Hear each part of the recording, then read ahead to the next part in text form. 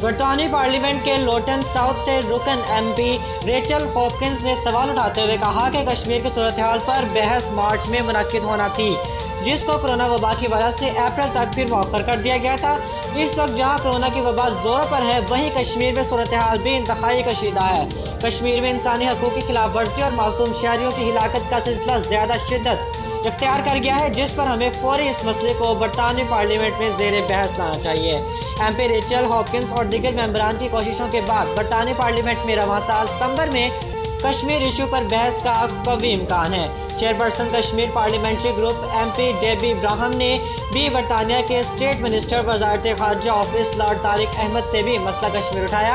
और कश्मीर की सूरत हाल पर नोटिस लेने और बरतानवी हुकूमत को कश्मीर की जानिब तवज्जो देने पर जोर दिया। दूसरी जानिब कश्मीर के हवाले से सिफारती सतह पर मुतहरिक तंजीम जम्मू कश्मीर तहरीक हक़ खुद इरादियत इंटरनेशनल ने बरतानवी पार्लियामेंट के मेंबर MP रेचल हॉपकिंस की तरफ से पार्लियामेंट में कश्मीर की सूरत हाल उठाने पर खैर मकदम करते हुए कश्मीरी कम्युनिटी की जानिब से खराज तहसीन पेश किया।